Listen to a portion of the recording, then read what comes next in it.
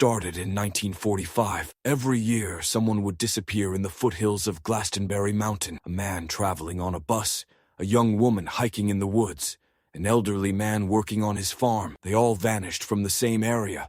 In the same way, it stopped abruptly in 1950. Why did it start? Why did it stop? And most importantly, why always in the same place? My name is Sarah Morrison, and I'm a local history researcher in Vermont. For 20 years, I've been trying to solve the mystery of this region known as the Bennington Triangle. What I've discovered is much darker and more disturbing than the official records show. This wasn't just 5 disappearances. This was a systematic pattern, and the terrifying truth is it might still be continuing. Glastenbury Mountain and the surrounding area have had a sinister reputation for centuries. The Abenaki tribe considered these lands cursed ground. According to their stories, evil spirits lived here, and these spirits would take people to the other side. Strange events had been happening in the region since the 1800s.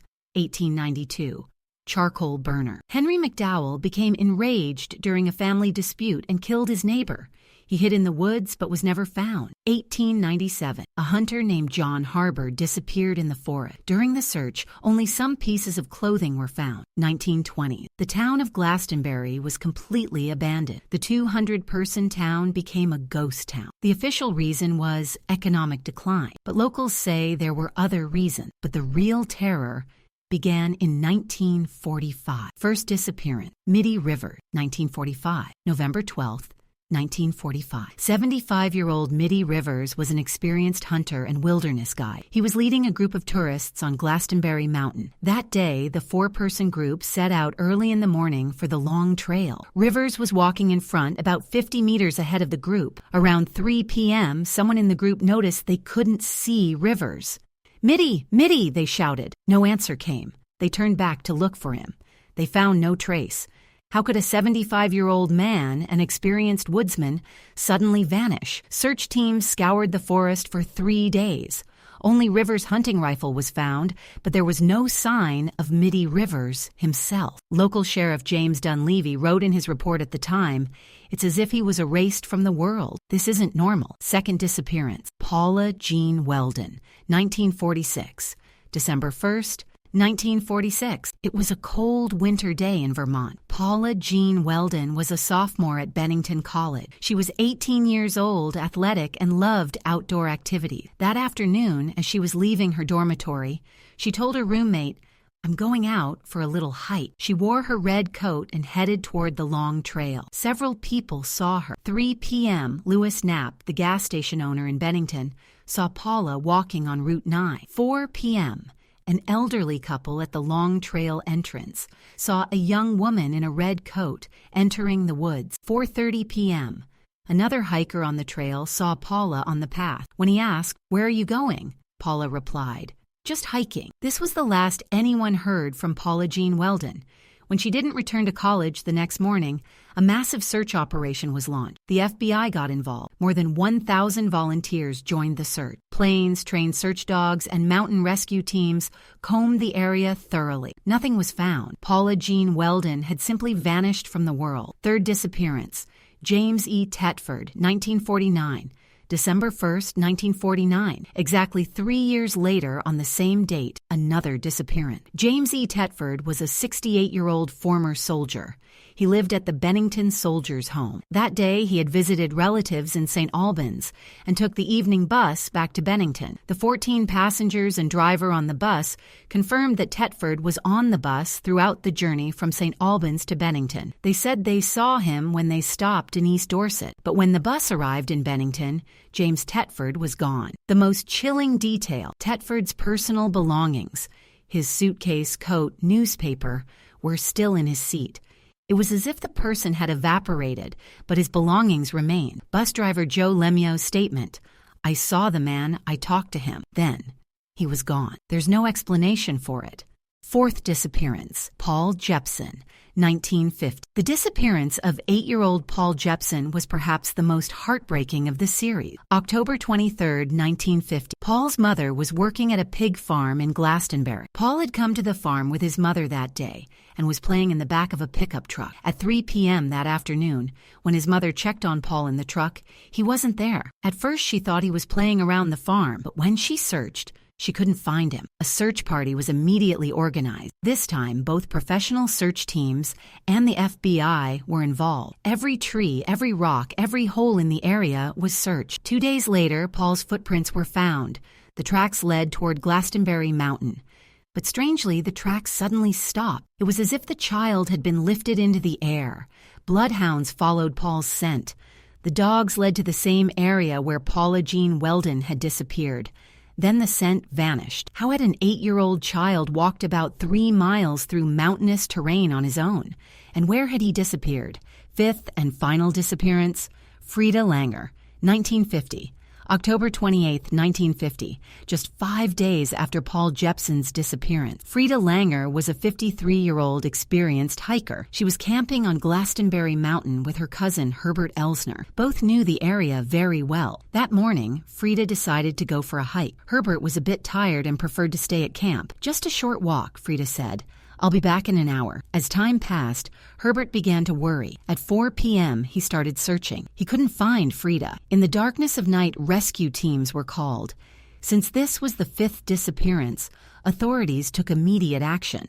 A 300-person search operation was launched, and this time, something was found. 7 months later, in May 1951, Frida Langer's body was found in an open field in an area that had been searched hundreds of times before. The body was in perfect preservation, but the cause of death could not be determined. The most mysterious detail, Frida's body was found in a place that search teams had searched multiple times. How had it not been seen before? When I examined the 5 disappearances, disturbing patterns emerged. Temporal pattern, 1945.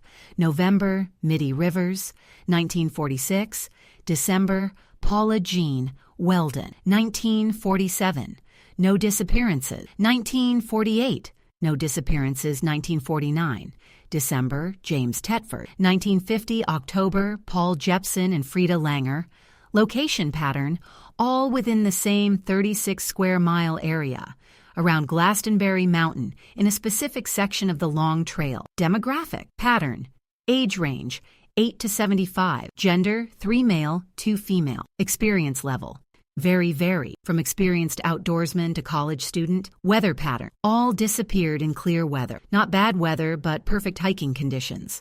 Discovery pattern, only Frida Langer's body was found. 7 months later, no trace of the other 4. Over the years, various theories have been proposed. 1. Serial killer theory. The FBI investigated this possibility, but neither the motive nor the pattern fit typical serial killer behavior. Also, the victims' profiles were very different. 2. Wild animal theory. Bears or mountain lion, but large predators are very rare in Vermont.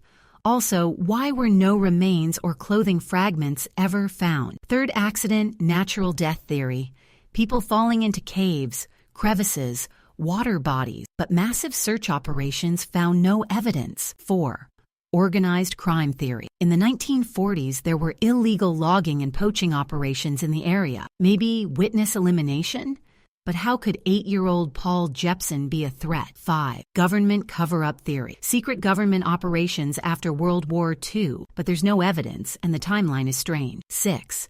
Supernatural/paranormal theory. Native American curses, portal/vortex theories, dimensional rifts. The scientific community doesn't accept this, but it's strong in local folklore. In my research, the most convincing angle was the Native American connection. In my interview with Abenaki elder Joseph Bruchak, I learned Glastonbury in our language means Sadauga. It means the place where spirits return home. Our ancestors would go there for rituals, but not to live, because that land is the boundary between 2 worlds. According to Abenaki folklore, Glastenbury Mountain is a thin place. The barrier between 2 worlds is thin. At certain times, Spirits take people to the other side. These people don't disappear. They transform, they can return, but as changed beings. Interesting detail. According to the Native American calendar, the 5 disappearance dates have spiritual significance, periods when the spirit world is most active. Since the 1990s, new investigations have been conducted with modern technology. Ground-penetrating radar, underground caves and cavities were searched. Nothing was found. Thermal imaging, heat signatures were searched for possible remains. Negative results. DNA testing. Samples were taken from Frida Langer's remains, but there's no other DNA for comparison. Psychological profiling. The psychological patterns of the disappearances were analyzed. Results inconclusive. Geographic mapping. Exact disappearance locations were mapped with advanced GPS. A pattern emerged, but no explanation. Online communities have developed various conspiracy theories. Theory 1. Time portal. There's a time-space distortion in the Bennington Triangle. People are being transported to different time periods. Theory 2. Military experiments, Cold War era. Secret government experiments. Mind control, teleportation, dimensional research. Theory 3. Alien abduction UFO activity has been reported in the area. The abduction pattern fits alien behavior model. Theory 4. Underground civilization. An underground society is kidnapping surface dweller. Cave systems. An underground network. Theory 5. Interdimensional beings entities from parallel dimensions are collecting humans for unknown purposes. In the last 5 years, I've deepened my own research. Discoveries. New witness accounts. 2 elderly local residents told me about previously unreported sighting. They saw unusual lights on Glastenbury Mountain in 1950. Historical record. I found hidden documents in town archives. There were classified military operations in the area in the 1940s. Family interviews. I spoke with family members of the victims. Paula Jean Weldon's nephew implied there were unusual family secrets. Geographic anomalies. Slight magnetic anomalies were detected in GPS measurements. Compass deviations in certain areas. Audio recordings.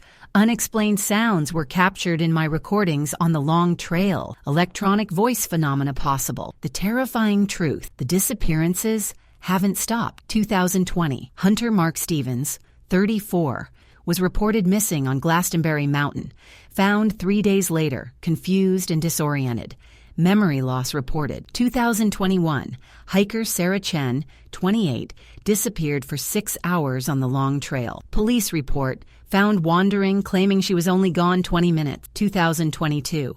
A camping family reported their 10-year-old son disappeared for 2 hours. Child found sleeping under a tree. No memory of events. These incidents were officially classified as getting lost, but the similarities are disturbing. Local authorities are now taking precaution. Trail markers, enhanced signage and GPS markers installed. Buddy system, solo hiking discouraged. Communication, emergency beacons distributed to hikers. Monitoring, trail cameras and motion sensors placed. Education, tourist safety briefings mandatory. But the real question, are these precautions enough against a force that could make 5 people vanish without a trace? Ongoing mystery. In 2024, 75 years later, the Bennington Triangle still offers more questions than answers. Where is Mitty Rivers? What happened to Paula Jean Weldon? How did James Tetford disappear from a moving bus?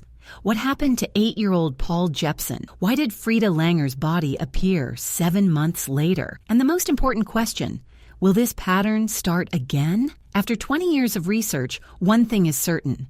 The Bennington Triangle is not a normal place. Whether supernatural, scientific, or human-caused, a force is active here. This force follows patterns, operates under specific conditions, and doesn't fit any logical explanation. My advice, if you're going to Glastenbury Mountain, don't go alone. Keep your phones charged, plan your route, and most importantly, if something feels wrong, leave immediately. Because history shows some people who enter the Bennington Triangle never come back. During this research, I experienced strange things several times.